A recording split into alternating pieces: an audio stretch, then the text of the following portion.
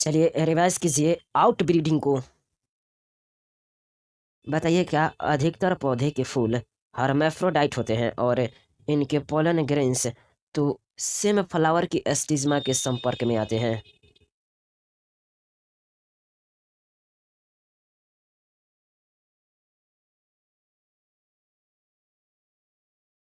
जी हाँ, majority plant के flower hermaphrodite होते हैं और इनके पोलन ग्रेन्स सेम फ्लावर की एस्टिज्मा के संपर्क में आते हैं। जी हाँ, मेजोरिटी प्लांट के फ्लावर हर्मेफ्रोडाइट होते हैं और इनके पोलन ग्रेन्स सेम फ्लावर की एस्टिज्मा के संपर्क में आते हैं। बताइए निरंतर सेल्फ पॉलिनेशन से क्या हो जाता है?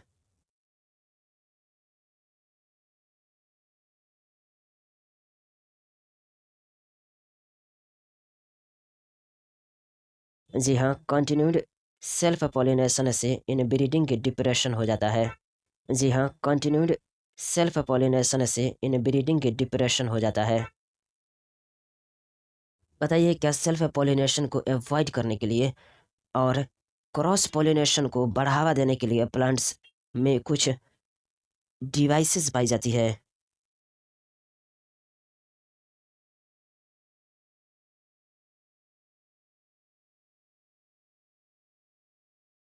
जी हाँ, सेल्फ पॉलिनेशन को अवॉइड करने के लिए और क्रॉस पॉलिनेशन को बढ़ावा देने के लिए प्लांट्स में कुछ डिवाइसेस भी पाई जाती है। फर्स्ट डिवाइस है avoid synchronisation. Second, anther and stigma are placed at different position. Third, self incompatibility. और fourth, production of unisexual flowers. बताइए क्या कुछ स्पीसीज में पोलन के रिलीज तथा एस्टिज्मा रिसेप्टिविटी में सिंक्रोनाइजेशन नहीं होती है? यदि हाँ, तो इससे क्या होता है?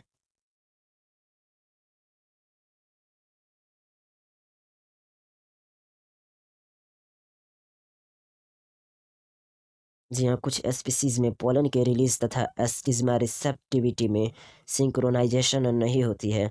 या तो एस्टिज्मा के रिसेप्टिव होने से पहले पोलन रिलीज हो जाते हैं या पहले एस्टिज्मा रिसेप्टिव हो जाती है। जी हाँ, कुछ स्पीसीज में पोलन के रिलीज तथा एस्टिज्मा रिसेप्टिविटी में सिंक्रोनाइजेशन नहीं होती है। या तो एस्टिज्मा के रिसेप्टिव होने से पहले पोलन रिलीज हो जाते हैं या पहले एस्टिज्मा रिसेप्टिव हो जाती है। इससे सेल्फ पॉलिनेशन को अवॉइड किया जाता है। Anther and stigma are placed at different position की बात करें, कुछ स्पीसीज में एंथर तथा एस्टिज्मा अलग अलग पोजीशन पर स्थित होते हैं ताकि पोलन ग्रेन कभी सेम फ्लावर के एस्टिज्मा के संपर्क में न आए। ये दोनों डिवाइसेस यानी कि avoid synchronisation, anther and stigma are placed at different position, autogamy से बचाता है। थर्ड डिवाइस सेल्फ इनकम्पैटिबिलिटी के बारे में बताइए।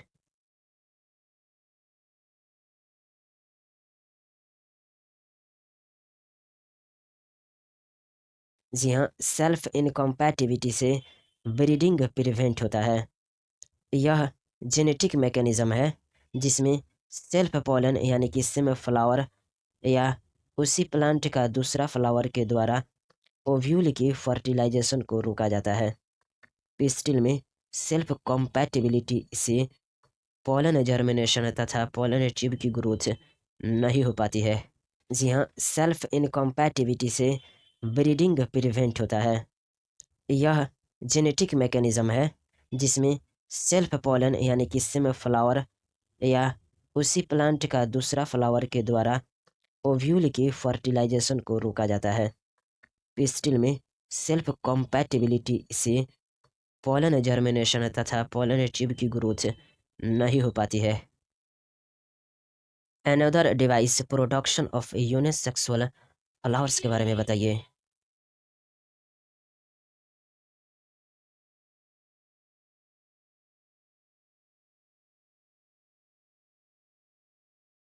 जी हाँ, प्रोडक्शन ऑफ यूनिसेक्सुअल फ्लावर्स या फोर्थ डिवाइस है टू प्रिवेंट सेल्फ पॉलिनेशन।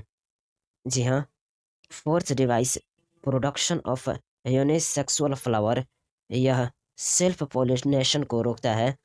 अगर मेल और फीमेल दोनों एक ही प्लांट पर उपस्थित होते हैं तो ऑटोगेमी से बचा जा सकता है, लेकिन जिटोनोगेमी से नहीं। एग्जाम्पल के लिए मोनेसियस कैस्टर और मेज। कई स्पीसीज में मेल तथा फीमेल फ्लावर अलग अलग प्लांट पर होते हैं, दैट इज डायोसी। एग्जाम्पल के लिए पापाया। इस स्थिति में ऑटोगेमी तथा जिटोनोगेमी दोनों ही नहीं हो पाते हैं। जी हाँ, fourth device production of unisexual flower, यह सेल्फ पॉलिनेशन को रोकता है।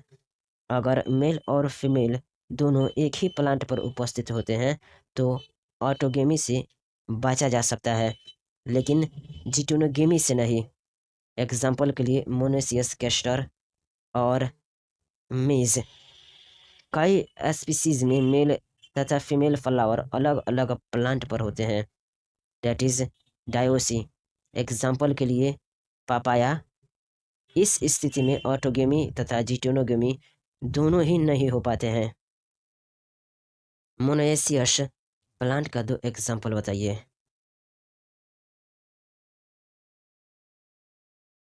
जी हाँ, कैस्टर और मेज मोनेसियस है।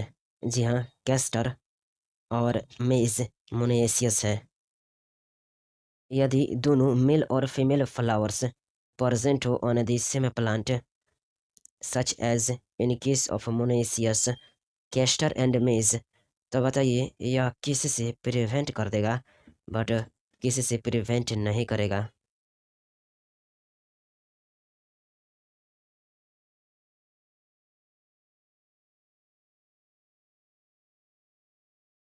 जी हाँ, if both male and female flowers present हो on the same plant, as in case of monoecious plant castor and maize, तब यह प्रिवेंट करेगा ऑटोगेमी को, लेकिन जिटोनोगेमी को नहीं करेगा।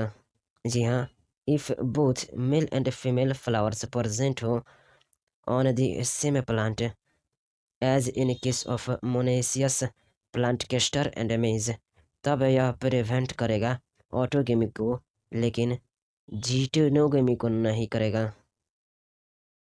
डायोसी प्लांट का एक एग्जाम्पल बताइए, और क्या डायोसी एग्जाम्पल प्रिवेंट्स करता है बोथ ऑटोगेमी और जिटोनोगेमी से।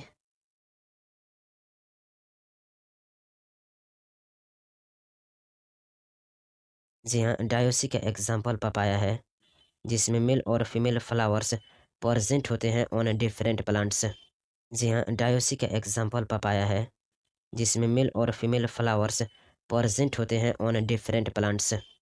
और बता दें कि in several species such as papaya, male और फीमेल फ्लावर्स प्रेजेंट होते हैं on different plants, that is each plant either male होता है या फिर फीमेल, यानी कि डायोसी। यह कंडीशन प्रिवेंट्स करता है बोथ ऑटोगेमी को और जिटोनोगेमी को। और बता दें कि in several species such as papaya, male और फीमेल फ्लावर्स प्रेजेंट होते हैं on different plants, that is each plant either male होता है या फिर फीमेल, यानी कि डायोसी। यह कंडीशन प्रिवेंट्स करता है बोथ ऑटोगेमी को और जिटोनोगेमी को। चलिए अब रिवाइज कीजिए पोलन पिस्टिल इंटरेक्शन को। बताइए, पोलिनेशन राइट टाइप के पोलन ट्रांसफर की गारंटी देता है। राइट टाइप के पोलन से अर्थ है कि सेम प्लांट का कॉम्पैटिबल यानी कि सुयोग्य पोलन ग्रेन।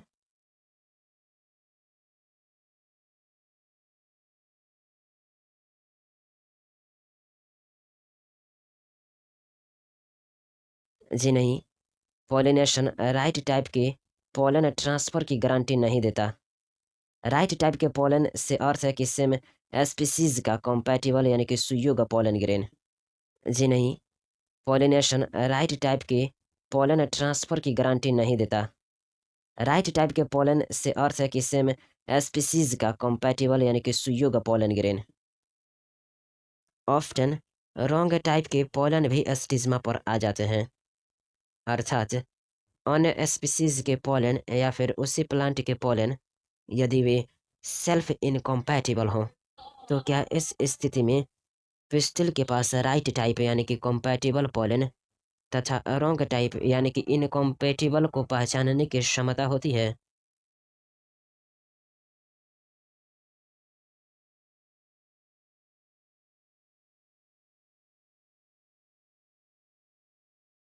जी हाँ, ऑफ्टन रॉन्ग टाइप के पोलन भी एस्टिज्मा पर आ जाते हैं, अर्थात अन्य स्पीसीज के पोलन या फिर उसी प्लांट के पोलन यदि वे सेल्फ इनकॉम्पैटिबल हों। पिस्टिल के पास राइट टाइप के कॉम्पैटिबल पोलन तथा रॉन्ग टाइप के इनकॉम्पैटिबल को पहचानने की क्षमता होती है। जी हाँ, ऑफ्टन रॉन्ग टाइप के पोलन भी एस्टिज्मा पर आ जाते हैं, अर्थात अन्य स्पीसीज के पोलन या फिर उसी प्लांट के पोलन यदि वे सेल्फ इनकॉम्पैटिबल हों। पिस्टिल के पास राइट टाइप के कॉम्पैटिबल पोलन तथा रॉन्ग टाइप के इनकॉम्पैटिबल को पहचानने की क्षमता होती है। राइट टाइप के पोलन को पिस्टिल एक्सेप्ट करते हैं और पोस्ट पॉलिनेशन इवेंट्स को प्रमोट करते हैं, जिससे फर्टिलाइजेशन हो जाता है। यदि पोलन रॉन्ग टाइप का हो तो क्या होता है?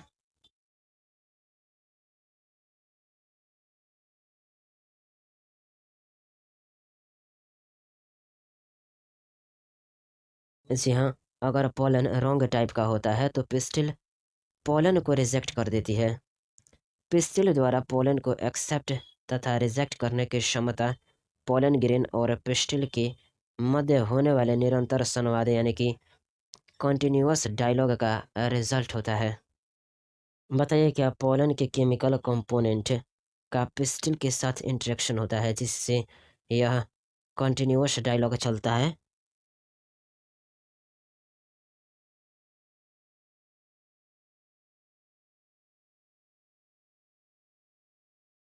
जी हाँ, पोलन के केमिकल कंपोनेंट का पिस्टिल के साथ इंटरेक्शन होता है जिससे यह कंटिन्यूअस डायलॉग चलता रहता है।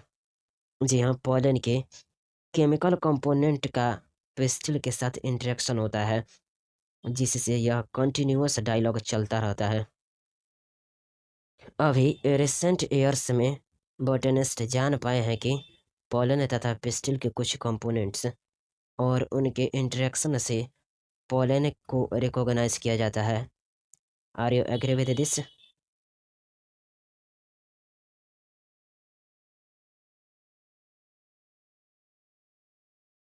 जी हाँ, अभी रिसेंट ईयर्स में बोटेनिस्ट जान पाए हैं कि पोलन तथा पिस्टिल के कुछ कंपोनेंट्स और उसके इंटरेक्शन से पोलन को रिकॉग्नाइज किया जाता है। बताइए कॉम्पिटेबल पोलिनेशन होने के बाद पोलन ग्रेन्स कहाँ जर्मिनेट हो जाता है और किसके द्वारा पोलन ट्यूब निकलती है?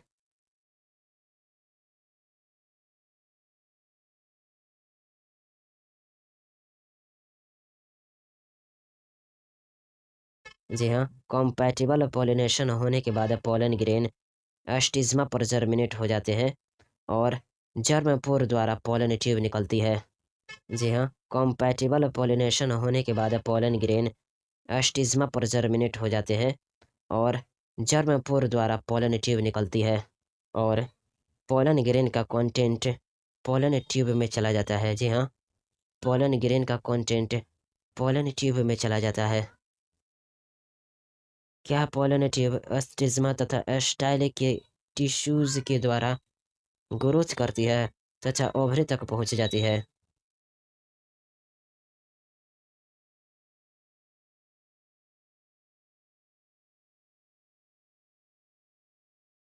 जी हाँ, पोलन ट्यूब एस्टिज्मा तथा एस्टाइल के टिश्यू के द्वारा ग्रोथ करती है तथा ओवरी तक पहुंच जाती है। फिगर फिगर 2.12 में बी और सी को देखिए। बताइए कि आपके माइंड में फिगर 2.12 का pollen tubes growing through the style का फिगर आ रहा है। बताइए कि आपके माइंड में फिगर 2.12 का pollen tubes growing through the style का फिगर आ रहा है। LS of pistil swing path of pollen tube growth की फिगर। और क्या इस फिगर में longitudinal section of a flower showing growth of pollen tube में पोलन ट्यूब की लेबलिंग दिख रही है।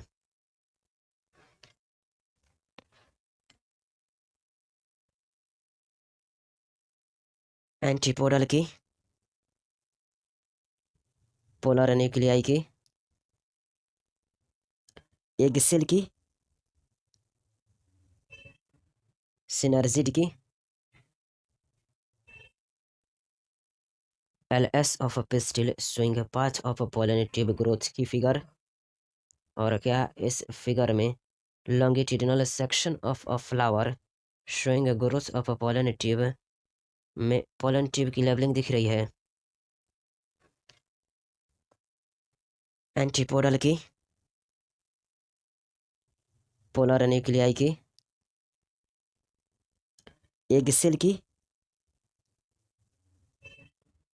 सिनर्जिड की।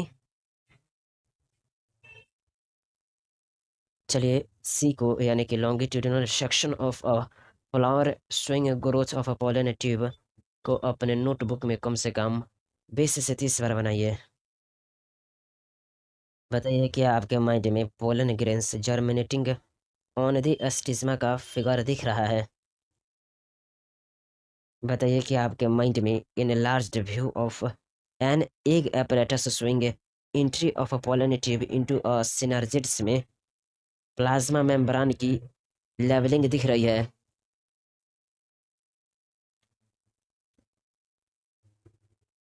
सिनर्जिड की, फिलिफॉर्म apparatus की, मेल गैमेट्स की, वेजिटेटिव न्यूक्लियस की, एग न्यूक्लियस की, सेंट्रल सेल की। फिर से बताइए कि आपके माइंड में enlarged view of an egg apparatus swing entry of pollen tube into a synergids में प्लाज्मा मेम्ब्रान की लेवलिंग दिख रही है।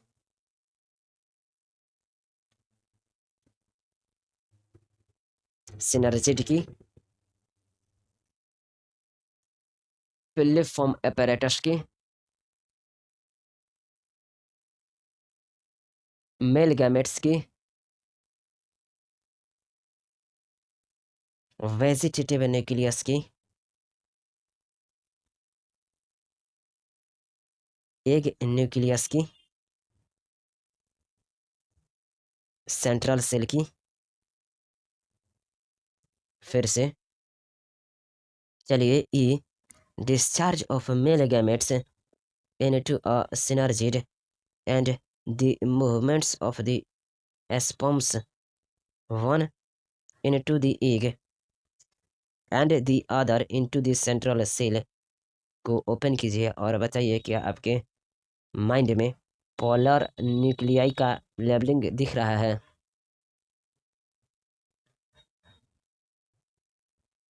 मेल गैमेट की लेबलिंग।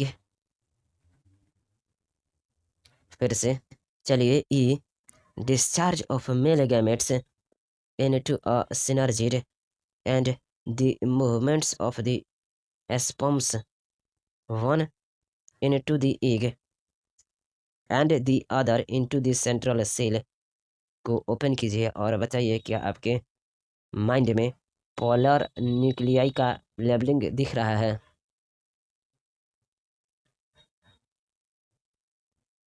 मेल गैमेट की लेबलिंग। फिर से बताइए क्या कुछ प्लांट्स में pollen grain two celled stage that is vegetative और जेनरेटिव सेल्स में झड़ते हैं।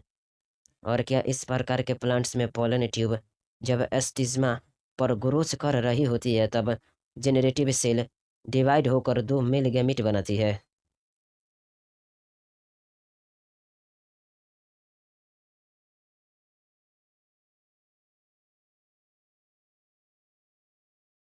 जी हाँ, कुछ प्लांट्स में pollen grain two celled stage that is vegetative और जेनरेटिव सेल में झड़ते हैं। इस प्रकार के प्लांट्स में पोलन ट्यूब जब स्टिज्मा पर ग्रोथ कर रही होती है, तब जेनरेटिव सेल डिवाइड होकर दो मेल गैमीट बनाती है। जी हाँ, कुछ प्लांट्स में pollen grain two celled stage that is vegetative और जेनरेटिव सेल में झड़ते हैं। इस प्रकार के प्लांट्स में पोलन ट्यूब जब स्टिज्मा पर ग्रोथ कर रही होती है, तब जेनरेटिव सेल डिवाइड होकर दो मेल गैमीट बनाती है। बताइए, किस स्टेज में पोलन झड़ते हैं तो पोलन ट्यूब में शुरू से ही दो मेल गैमीट प्रेजेंट होते हैं?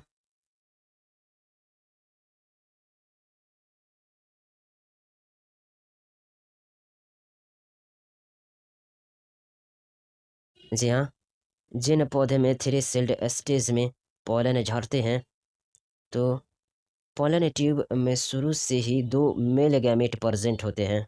जी हाँ, जिन पौधे में थ्री सेल्ड स्टेज में पोलन झड़ते हैं तो पोलन ट्यूब में शुरू से ही दो मेल गैमीट प्रेजेंट होते हैं। बताइए, पोलन ट्यूब ओवरी में पहुंचने के बाद किसके द्वारा ओव्यूल में पहुंचती है और उसके बाद फिलीफॉर्म apparatus के माध्यम से सिनर्जिड्स में प्रवेश करती है?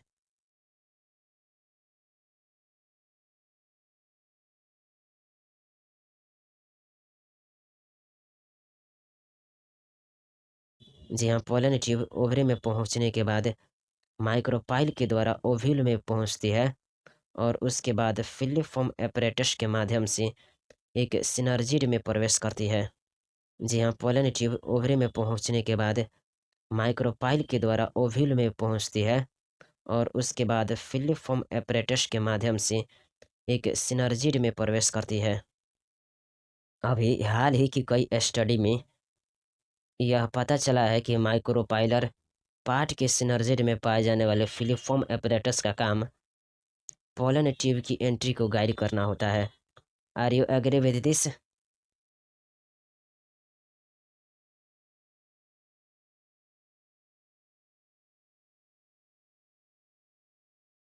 जी हाँ, माइक्रोपाइलर पार्ट के सिनर्जिड्स में पाए जाने वाले फिलीफॉर्म apparatus का काम पोलन ट्यूब की एंट्री को गाइड करना होता है। जी हाँ, माइक्रोपाइलर पार्ट के सिनर्जिड्स में पाए जाने वाले फिलीफॉर्म apparatus का काम पोलन ट्यूब की एंट्री को गाइड करना होता है। बताइए, पोलन पिस्टिल इंटरेक्शन किसको कहते हैं?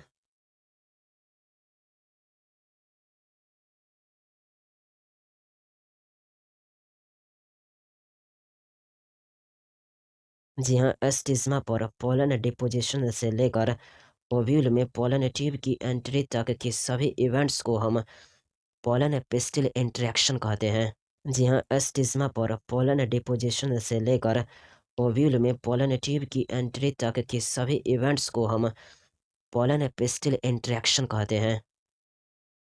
बताइए, क्या पोलन पिस्टिल इंटरेक्शन एक डायनेमिक प्रोसेस है जिसमें पोलन की रिकॉग्निशन के बाद इसका प्रमोशन या इनहिबिशन शामिल है?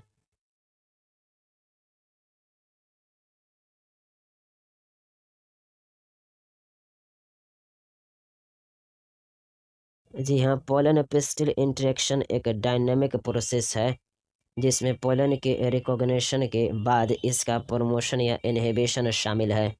जी हाँ, पोलन पिस्टिल इंटरेक्शन एक डायनेमिक प्रोसेस है जिसमें पोलन के रिकॉग्निशन के बाद इसका प्रमोशन या इनहिबिशन शामिल है।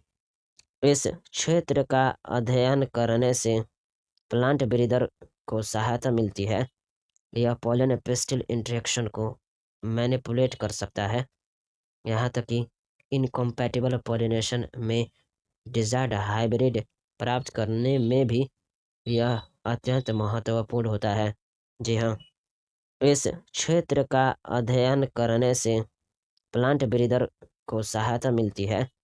यह पोलन पिस्टिल इंटरेक्शन को मैनिपुलेट कर सकता है, यहाँ तक कि इनकम्पैटिबल पॉलिनेशन में डिजायर्ड हाइब्रिड प्राप्त करने में भी यह अत्यंत महत्वपूर्ण होता है। जी हाँ। पोलन जर्मिनेशन को आसानी से स्टडी कर सकते हैं। कुछ प्लांट्स जैसे पी, चिकपी, क्रोटोलेरिया, ब्लासम एंड विनका से पोलन लेकर ग्लास स्लाइड पर रखकर शुगर सॉल्यूशन लगभग 10% की कुछ बूंदे डाल दीजिए। 15 से 30 मिनट के बाद लो पावर लेंस के माइक्रोस्कोप से देखिए। आप देखेंगे कि पोलन ग्रेन से पोलन ट्यूब ग्रोथ कर रही है। आप प्लांट ब्रीडिंग चैप्टर 9 में पढ़ेंगे कि एक प्लांट ब्रीडर की रुचि दो डिफरेंट स्पीसीज या जेनेरा को क्रॉस करके उनके कैरेक्टर कंबाइन करना है, जिसके फलस्वरूप एक सुपेरियर वैरायटी का निर्माण होता है। जी हाँ, आप प्लांट ब्रीडिंग चैप्टर 9 में पढ़ेंगे कि एक प्लांट ब्रीडर की रुचि दो डिफरेंट स्पीसीज या जेनेरा को क्रॉस करके उनके कैरेक्टर कंबाइन करना है, जिसके फलस्वरूप एक सुपेरियर वैरायटी का निर्माण होता है। चलिए अब रिवाइज कीजिए आर्टिफिशियल हाइब्रिडाइजेशन को। क्या क्रॉप इम्प्रूवमेंट प्रोग्राम के लिए आर्टिफिशियल हाइब्रिडाइजेशन एक मेजर अप्रोच है?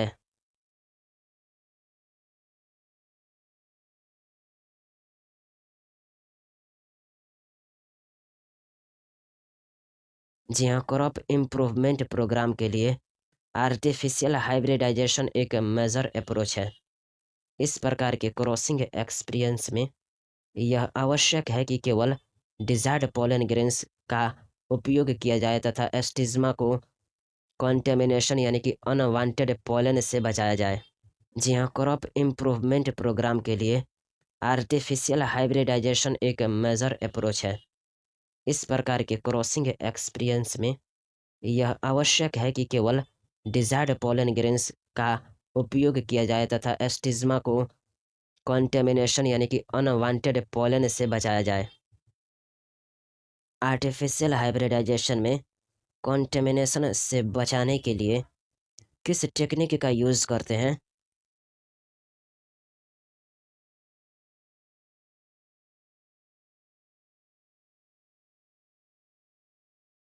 जी हाँ, कॉन्टेमिनेशन से बचाने के लिए इमस्कुलेशन तथा बैगिंग टेक्निक का यूज़ करते हैं। जी हाँ, कॉन्टेमिनेशन से बचाने के लिए इमस्कुलेशन तथा बैगिंग टेक्निक का यूज़ करते हैं। बताइए इमस्कुलेशन क्या कहलाता है?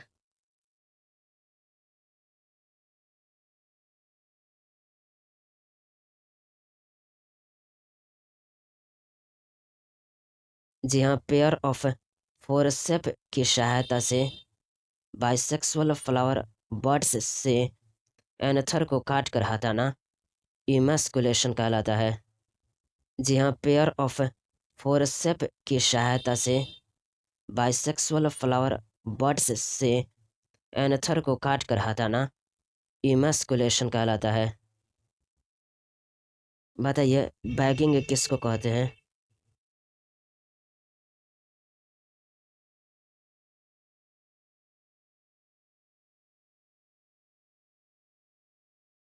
जी हाँ, सूटेबल साइज के बैग से इमस्कुलेटेड फ्लावर को ढकना बैगिंग कहलाता है। यह बैग जनरली किससे बने होते हैं?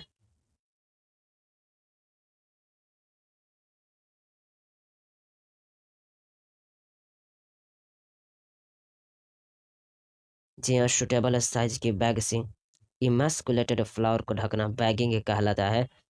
यह बैग जनरली बटर पेपर के बने होते हैं।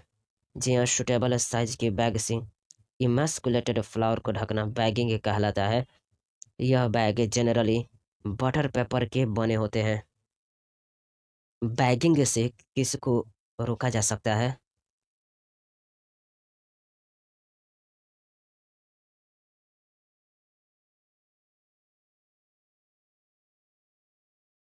जी हाँ, बैगिंग से अनवांटेड पॉलन द्वारा कॉन्टेमिनेशन रोका जा सकता है।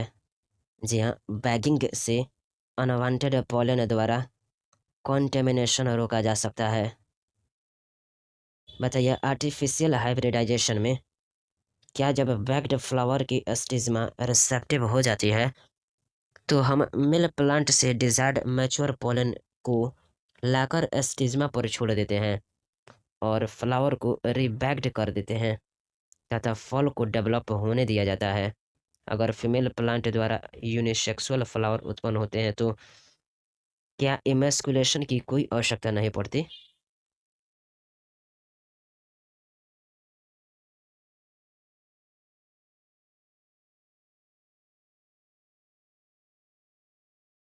जी हाँ, आर्टिफिशियल हाइब्रिडाइजेशन में जब बैग्ड फ्लावर की स्टिग्मा रिसेप्टिव हो जाती है तब हम मेल प्लांट से डिजायर्ड मैच्योर पोलन को लाकर स्टिग्मा पर छोड़ देते हैं और फ्लावर को रिबैग्ड कर देते हैं तथा फल को डेवलप होने के लिए छोड़ देते हैं।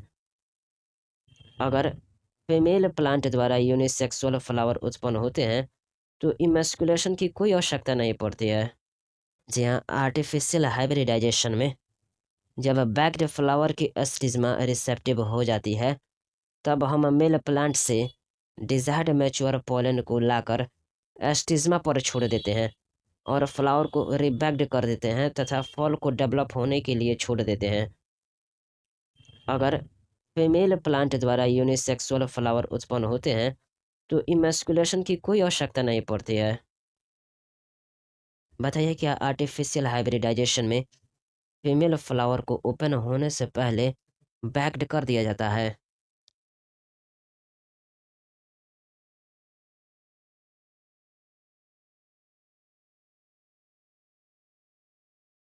जी हाँ, फीमेल फ्लावर को ओपन होने से पहले बैग्ड कर दिया जाता है।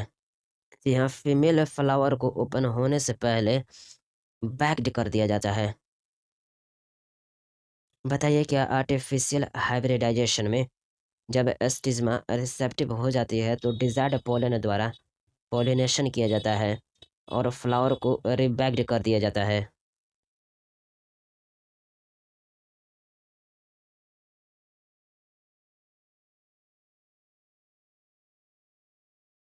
जी हाँ, जब स्टिग्मा रिसेप्टिव हो जाती है तो डिजायर्ड पोलन द्वारा पॉलिनेशन किया जाता है और फ्लावर को रिबैग्ड कर दिया जाता है। जी हाँ। जी हाँ, जब स्टिग्मा रिसेप्टिव हो जाती है तो डिजायर्ड पोलन द्वारा पॉलिनेशन किया जाता है और फ्लावर को रिबैग्ड कर दिया जाता है।